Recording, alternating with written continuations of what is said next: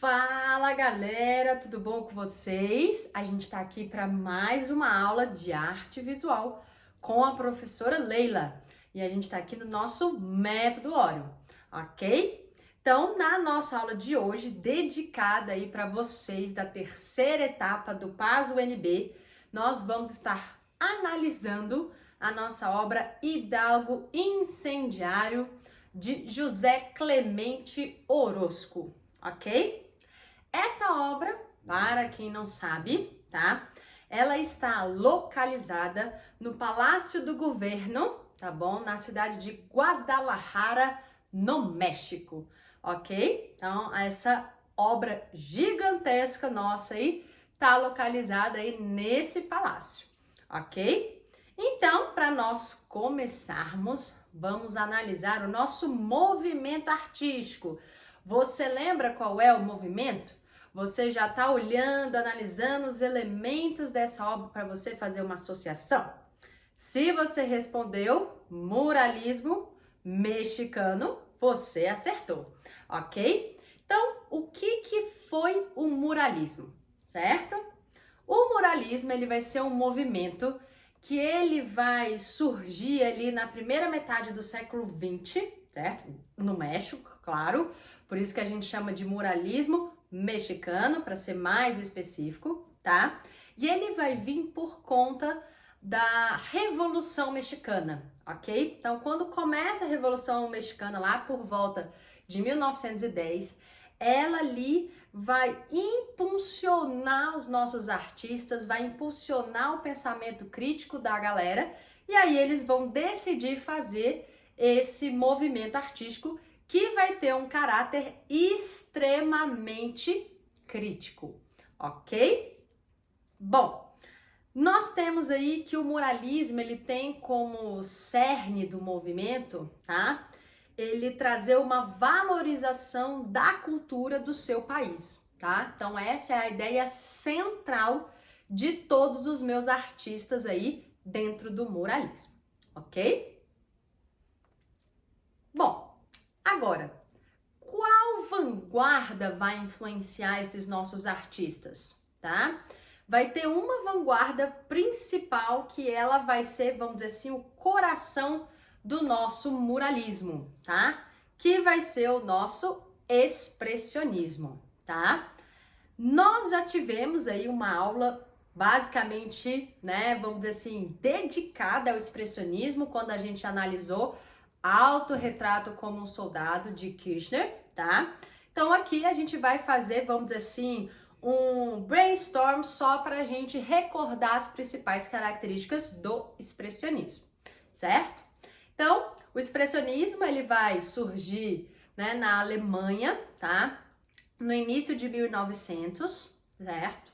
Vai ter como objetivo principal, tá? Representar o ser humano a partir das experiências, das sensações e dos sentimentos. Então lembre-se que o expressionismo ele é um movimento muito marcado pela questão do sentimento, da emoção.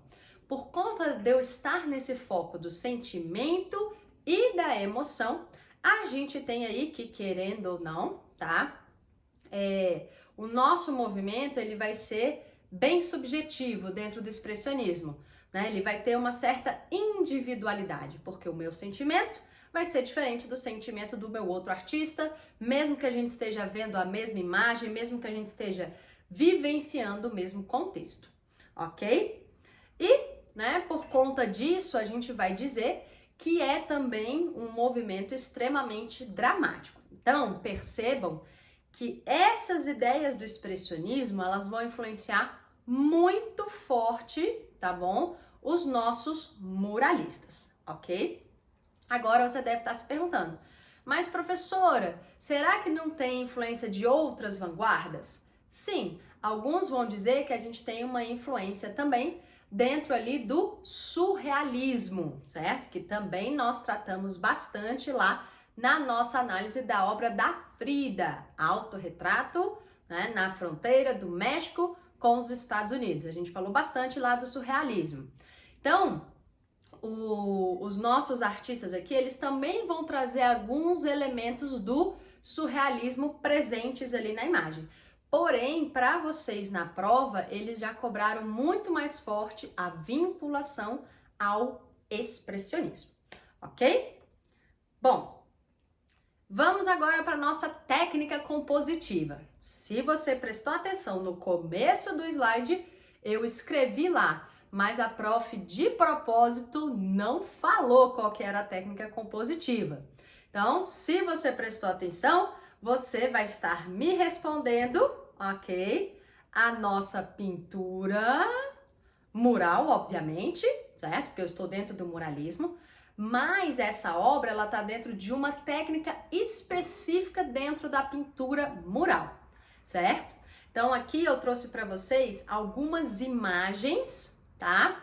Para estar ali ajudando você na resposta, tá? Então, aqui eu trouxe outras angulações. É muito importante a gente observar que eu estou falando de uma pintura, né, feita em paredes e em murais, tá? Então, ela vai ser uma pintura muito grandiosa, ok? Então, já pensou aí na sua técnica compositiva? Então, se você respondeu a fresco, você estava ligado ali no comecinho da aula, ok? Como que é a técnica do afresco, tá? O afresco eu vou pintar com o suporte da parede ou do teto, ok? Ou pode ser também alguns painéis que são fixos, tá? Essa é uma particularidade. Segunda, o afresco, como eu estou fazendo ele na parede, no teto, automaticamente essa minha pintura tá vinculada ali, ó, com a minha arquitetura, ok? Então, muito forte essa vinculação entre a pintura e a arquitetura, certo? Como que é tecnicamente o afresco, tá?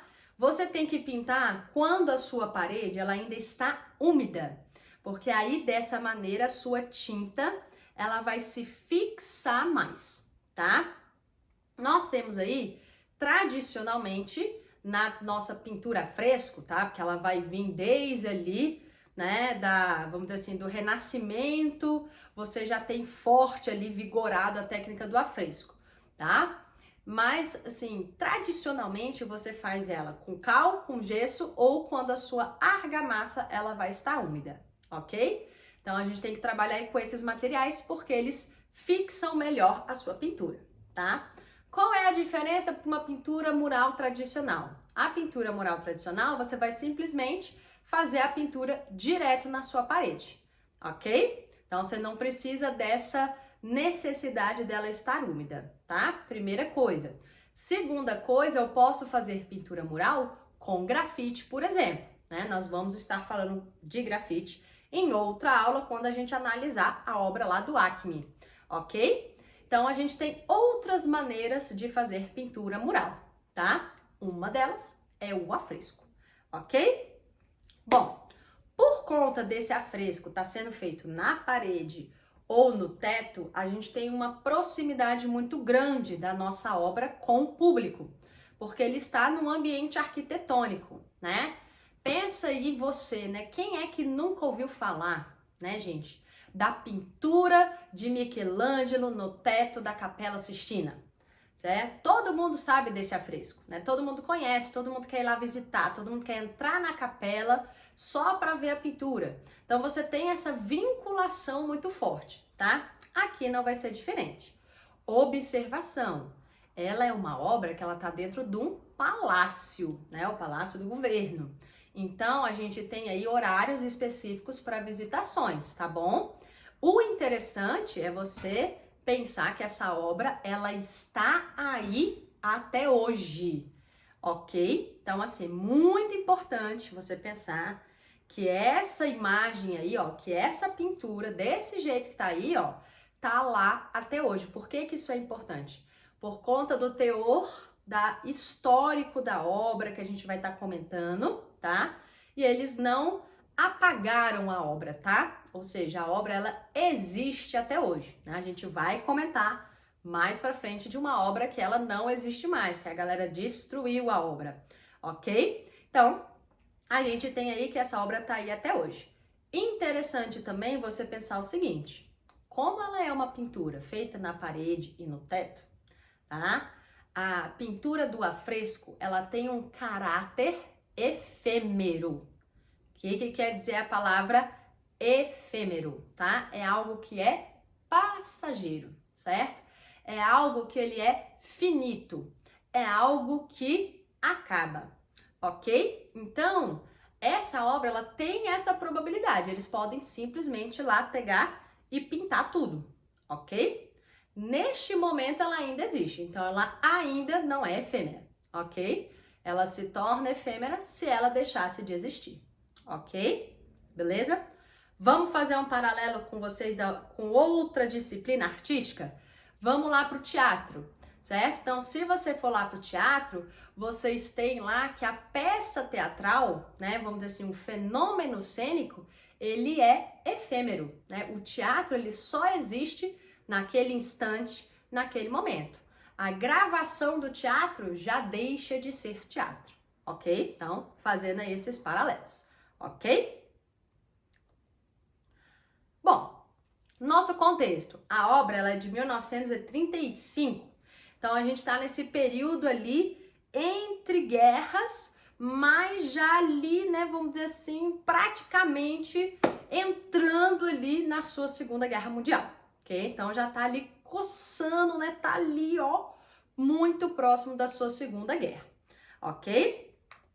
Bom, aí, dentro da nossa temática, o que a gente tem de importante, certo?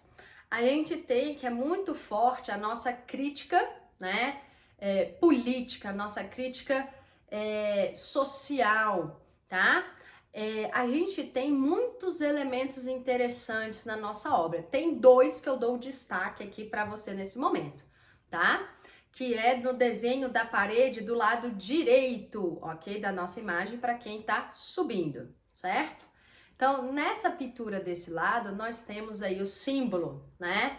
O nosso símbolo nazista, que é o símbolo da swastika, né? E a foice aí, que é o símbolo, né? Dentro dos ideais ali do comunismo e do socialismo. Então, se você observar nessa imagem, tá?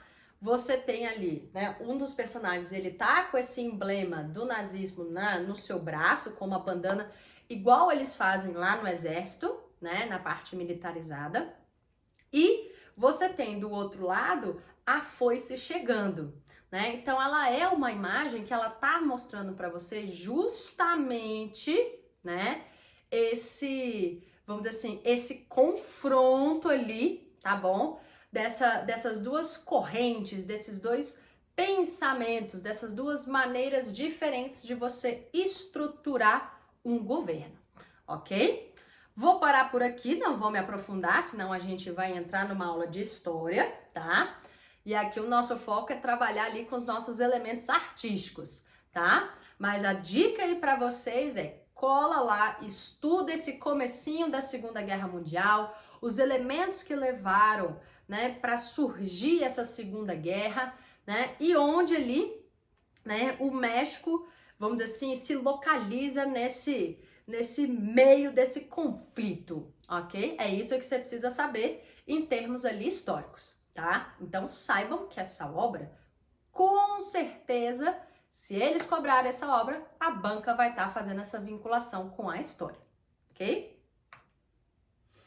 Então aqui mais imagens aí para nós, né? De novo, pra gente aí sempre associando a essas outras angulações, tá? Aqui, né, eu coloquei para vocês que é a imagem que eu vou estar trazendo mais frequente, que é a imagem central, tá? Aqui a gente tem o lado, né, esquerdo e aqui o lado direito, que foi o que a gente acabou de comentar, tá? Bom, vamos falar um pouquinho, né, galera, da vida do nosso artista? Vamos falar um pouquinho sobre quem foi Orosco, né? Então, Orosco, esse rapaz aí muito simpático, tá? Vai nascer no México em 1883, vai falecer em 1949. Filho, né, aí, né, do casal Irineu e Rosa, tá? Então, o quarto, né, vai ser aí um dos 4 filhos do casal. Temos aí, né, que é bem interessante pro trabalho artístico do Orosco, que os pais dele já tinham contato com alguns elementos que vão acabar influenciando a produção artística dele. A mãe, que ela dava aula, né, de pintura e de canto para ele desde pequeno e para uma de suas irmãs. E o pai, né, que ele trabalhava numa fábrica de tintas de corantes, tá? Então trabalhava lá com corante, com sabonete, trabalhava também com impressão, tá? Então, assim, todo esse contato, vamos dizer assim, com a cor vai ser algo muito forte. Então, é uma característica muito marcante e muito presente do trabalho dele, ok? Bom, ele vai aprender a ler, tá? E a escrever com a mãe dele, e muito pequeno, né? Foi com 4 anos de idade, ele já começa a aprender com a mãe, então, né, ele vai, vamos dizer assim, o contato dele com a escrita, com a arte, vem desde pequenininho, né? Então, ele estava já predestinado mesmo a se tornar ali um grande artista, ok? Bom, com o início, né, vamos dizer assim, quando explode a Revolução Mexicana, o que vai rolar, tá? Vai afetar, né, a maioria da população, e a família do Orozco não vai ser diferente. Então, mesmo que os pais trabalhassem muito, né, eles vão viver ali muito na pobreza, ok? Então, a família dele era extremamente humilde, tá? Bom, ele vai se casar com a Margarida, vão ter 3 filhos juntos, tá? Com 21 anos de idade, ele vai sofrer um acidente, tá? Ele estava manipulando fogos de artifício, e aí ele faz uma manipulação errada, ele acende na sua própria mão, e aí ele explode, então ele perde a mão esquerda, tá? Então ele passa somente a pintar, fazer toda a sua produção só com a mão direita, né? Ele não tem ali o apoio da sua outra mão. Depois, né, ele vai se unir ao Diego Rivera e eles vão se transformar nos líderes, né, aí do movimento do muralismo mexicano, tá? Outro artista mexicano que adere ao movimento vai ser o Siqueiros, ok? Só aí alguns nomes aí para vocês conhecerem, beleza? Quando vem a Revolução, o Orozco ele vai ter uma visão muito pessimista, tá? Ele vai ser, vamos dizer assim, o mais dark da galera dentro do muralismo mexicano, tá? Então, as obras dele aí vão ter uma tendência sempre mais impactante, mais crítica, mais reflexiva sempre, tá? E, né, a gente tem aí que ele vai ter uma inclinação política muito forte, tá? O Orozco ele vai ser muito esquerdista, então todas as suas obras eles vão estar colocando como foco, né, ali a grande maioria, né, a questão do proletariado, do camponês, tá? Muito forte aí essa temática social, que querendo ou não, gente, é uma temática muito forte dentro do muralismo, ok? Bom, e aí pra gente finalizar aí a nossa biografia, em 1943 ele vai fundar o Colégio Nacional do México junto de outros artistas, tá? Não sozinho. E em 2010 o MoMA vai ceder uma exposição inteiramente dele, tá? Isso daí vai ser um marco para a produção do nosso artista, tá? Só para vocês terem ideia, ele é o 3º artista mexicano a ter uma exposição no MoMA, tá? Que é o nosso museu aí, né, do modernismo lá em Nova York. Bom, galera, vamos então para a nossa análise compositiva, ok? Então, os nossos elementos visuais, os nossos fundamentos da linguagem visual, tá? Então, de novo, as nossas imagens aí para a gente sempre ter essa referência, tá? Percebam aqui que eu falei muito da imagem do lado direito, tá? Mas se a gente olhar a imagem central, tá? Na imagem do slide aí que tá no centro, que ela é do lado, na verdade, esquerdo, né? Ficou trocada aí no slide, mas tudo bem. A gente tem aí várias cabeças, né? Decepadas, várias facas, né? Então, assim, muita temática da morte no lado esquerdo, né? Então, o confronto, né? O nazismo ali versus, né? O comunismo e o socialismo, né? Essa briga. Do outro lado, você tem as consequências, que é a morte. E no meio, você tem o hidalgo incendiário, né? Ou seja, você tem a figura do hidalgo, que ele se assemelha ali a um padre para você pela vestimenta, né? E ele vem com essa faca, né, de fogo, né, ali partindo todo mundo, né? Ele vem ali como seu julgador, ok? Nesse conflito enorme que a gente tem aí na imagem, ok? Então, primeira característica que a gente tem aí, tá? É que a nossa obra ela vai ser completamente contrária aos nossos ideais clássicos da pintura, né? Então aqui a nossa análise ela já começa bem próxima da nossa análise da obra da Frida, por exemplo. Ó, vamos fazendo aí esses paralelos, certo? Aqui fica bem mais nítido, né? Que eu coloco a imagem maior para vocês aí do nosso hidalgo, né? Então percebam, né? Tonalidades bem de cinza, né? Cinza ali acinzentado, vamos colocar assim, né? Um azul acinzentado nessa parte, nessa da obra. Muito laranja e vermelho aqui no fundo. E aqui a gente vai puxando mais, né, para os tons ali mais amarronzados, tá?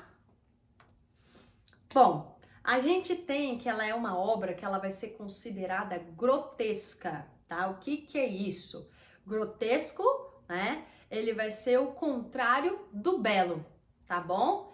Então é uma outra maneira de eu dizer que é contrário aos ideais clássicos, né? Ou seja, ele é contrário à noção de beleza, né? As composições do horóscopo, ela vem nessa ideia de ser grotesco, né? De trazer, né, o seu interior ali para fora, né? O fato de você botar o sentimento para fora já é uma ideia grotesca, né? Ela já se afasta daquele ideal de beleza renascentista, né? De que tudo tinha que ser harmônico, tranquilo, leve, suave. Gente, aqui é para ser pesado, aqui é para trazer emoção, é para você olhar para a obra e ficar, né, chocado com essa obra. É para você falar, opa, nossa, você ficar espantado, né? Isso porque vocês estão vendo aqui uma fotografia, né? Tentem se imaginar vocês lá no palácio andando e olhando essa obra gigantesca, ok? É isso que vocês têm que ter em mente. Bom, vai ter uma deformação da realidade, né? Então, essa é uma característica que se aproxima do expressionismo, né? E do surrealismo, né? Então, seu ambiente está deformado, né? Você está misturando coisas ali, não tem um sentido lógico, né? Real a sua imagem, né? Ela tem um sentido de ideia, tá? Então, por conta disso, a gente tem que ela é uma obra figurativa, mas ela é antinaturalista, ou seja, ela vai contra, né, os padrões de se aproximar de uma ideia realista, tá? Então, a nossa obra aqui, ela é uma obra, né, que ela vem com muitos elementos conceituais, ela tem muitos elementos por trás da obra para você compreender, ok? Então, a sua obra aí, ela traz significados, né? Se você simplesmente só chegar e olhar, você vai falar, nossa, é um bando de gente morrendo, nossa, que coisa louca, e você vai embora, você tem que ali pensar sobre a obra, né? Ela exige ali um tempo, tá? Isso vem da nossa arte vanguardista e modernista, ok? Esse é o lance aí dos nossos novos artistas desses períodos, ok? Temos aí, né, que a nossa composição vai ser assimétrica, inclusive acho que não é um elemento compositivo que eles vão estar cobrando, tá? Porque não é o elemento mais forte, tá? Nosso elemento mais forte da obra é a cor, tá? É até difícil a gente falar de luz, tá? Porque o foco dele realmente é o trabalho da cor. É o contraste das cores, então se você perceber, onde tem um preto, depois vem um vermelho muito intenso, né? Aí depois ele faz os tons opacos, né, para você ali nos tons acinzentados nas laterais, tá? Então ele vai fazendo esse jogo, essa brincadeira ali para você com as cores, e isso vai provocando a gente, porque as cores trazem um sentido, né? Eles trazem uma emoção. Você vê os corpos acinzentados, já vai te dando ali uma certa agonia, né? Você vê esse vermelho atrás do seu hidalgo, né? Ele já vai trazendo ali para você, né? Parece que tem uma chama, né? Ou seja, a gente pode interpretar como um mundo caótico, né? É o fogo, a chama do caos, né? É o caos que tá chegando. Pô, gente, tá chegando ali, né? Tá na iminência da Segunda Guerra Mundial, né? Então, assim, ó, é o caos que tá se instaurando, que tá chegando, que vai, ó, bombar, ok?